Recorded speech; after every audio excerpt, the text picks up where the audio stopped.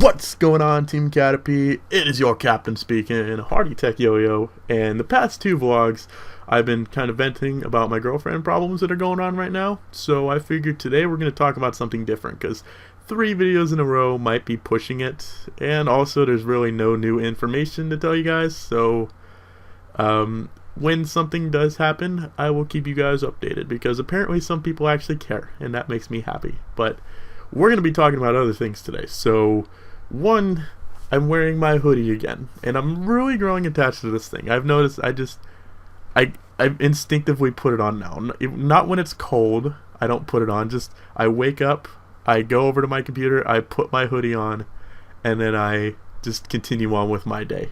And I take it off before I go outside too, which is completely contradicting. I don't know why I do that, but I just when I'm sitting here on my computer, I like to have it on because it's comforting and it keeps me warm, I guess. But I actually do have a reason to have it on right now because my hair is wet at the moment. I don't know if you could tell. I took a shower a few minutes ago and I have my fan on over there, which I can't be in a room without a fan on anymore. I've noticed just I have to have moving air. It seems I can't sleep without my fan. I have such a hard time sleeping if there's not a fan on in a room because if this just like still air, there's like nothing going on, it drives me insane because I feel really stuffy and uncomfortable, and like I can't drive without my windows down because my air conditioner doesn't work, and if I have my windows up, it gets like really stuffy in my car because just like the air is just sitting still, nothing's happening, and I despise it so much because it makes me feel so uncomfortable. Anyways, I got off topic, but like with cold wet hair and a cold fan blowing on me, I actually have an excuse to have a hoodie on today. So plus it's like 9:30 and I live in a basement with like no heater, so it's naturally cold in Northern California. Yeah, but what I want to talk about today is YouTube. YouTube, the website, not specifically you. Sorry if I got your hopes up. But more specifically, YouTube money. It's probably no surprise to a lot of you that YouTubers, like larger YouTubers, make money from posting videos, from the views. That's why you see ads before videos. And a lot of time, it's a lot of PokeTubers do that. Like pretty much, I think anyone with like 1,000 subs or more is probably partnered, and anyone with like a few thousand subs or higher is probably making somewhat decent amount of money off of YouTube. Probably no big surprise, I do earn money from my YouTube videos, my Pokemon's videos. But whenever I mention this, a lot of people seem to be like interested because they don't really understand how it works. And there is a reason like why I have this on my mind today, but I'll get to that later. But pretty much how it works with I think pretty much anybody. I think it used to just be gaming, but now I've realized like every channel who's partnered seems to like you go through a network basically, like Machinima, you've probably heard of before. There's other networks like Maker Studios, TGN, IGN, the Game Station. There's a lot of different networks out there who you kind of like sign your channels over to these networks, and in turn they'll put ads on your videos. But YouTube keeps like, not 100% sure on this number, but I think YouTube itself keeps like 50% of all revenue earned from your videos, and then your network gets the other 50%, and then you typically get a share of that 50%. Like with some networks, you get 80% of that 50%. So in reality, you're getting like maybe 40% of the overall revenue earned. But there's pretty much no way you can go around that, unless I think you can partner like directly with YouTube and monetize your videos. But it's super kind of like weird because you got to be really sure, like really tricky about copyright and like proving you own stuff when you go directly through YouTube. And you can't do gaming videos through YouTube. You have to go through a network if you're going to monetize gaming videos, because those networks have like deals with the gaming companies in order to put ads and revenue on them. So basically, yeah, that's how people earn revenue. Like you see ads on the videos, blah blah blah. Like when you watch an ad, the YouTuber gets some of that revenue, and it's like you get paid a CPM, which is a certain dollar value per every 1,000 views, and it pretty much varies. There's usually not a guaranteed number, but it's usually like $3 to $4, but it could go up to like $7 to $8 per every 1,000 views, and I've heard of people getting like $10 per every 1,000 views before. And I was, ever since this channel actually started, and way before on my old gaming or my old Call of Duty channel, I was a director with a network called TGN. And when I first started this channel, I actually became a partner with them. So pretty much right off the bat, I had a partner channel because of my past Call of Duty channel.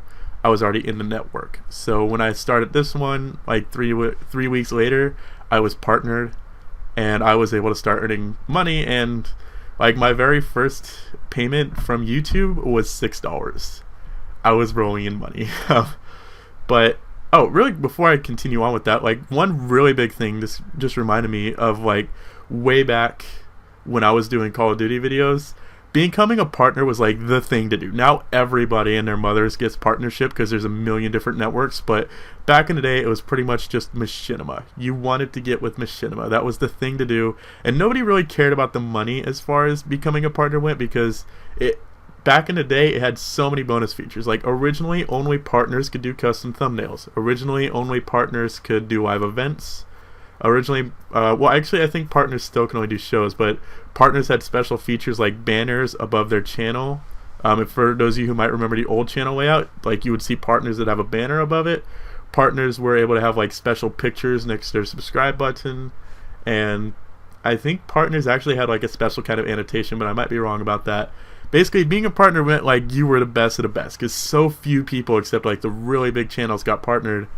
So, you know, it's not the case anymore, and like pretty much anybody who gets 10 views a day can get partnered, which is kind of stupid in my opinion, because it takes away that thing you want to work for. Because, you know, for like a year I made Call of Duty videos like working towards a partnership, and I earned it. I felt like I earned it, and I felt so awesome when I actually got it that one day.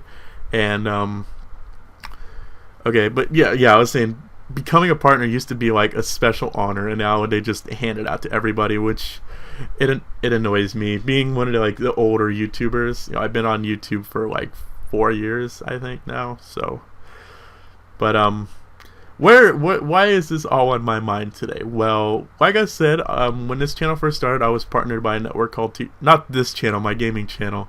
I just realized this is on Team Caterpie, but when I started that channel, I was partnered with a network called TGN, and I recently decided to join a different network that basically, to just be flat out, they said I could earn more money, and I'm like, well, I like money, so and this is, YouTube's kind of something I want to possibly make a job, or yeah, basically, you know, right now I get enough to like pay my phone bill and my insurance and put gas in my car, so that'd be awesome. And it'd be cool someday to be able to like get my own place. I mean, imagine how much PewDiePie or Smosh makes making videos. Just think about that for a second. I mean, if I make enough to like pay bills and put gas in my car, and I get like 300,000 views a month, imagine how much they get when they get like 1 million views a day. Yeah, it's pretty monumental. But at the beginning of this month, I was released from TGN, which they released me from my contract, which meant I was free to join this new network, which is called Centis, who Charlie Pera Del Riego is signed with, who makes the music that I use on my channel, like all my intro musics.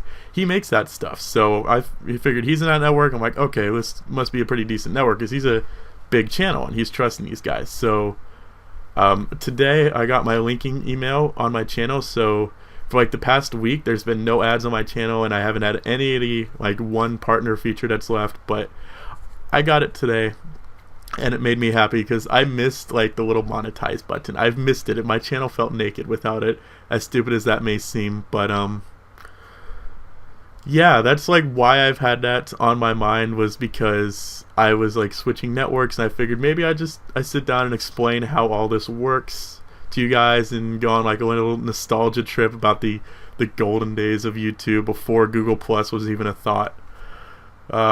That was so nice. I want to go back to those days really badly, but that's really all I have to talk about. I didn't vent. I had a discussion with you guys today, so I feel satisfied. Hopefully you guys enjoyed it too. I was gonna say, like, put your thoughts on, like, I don't really know what to put your thoughts on. Just leave a comment about whatever you want.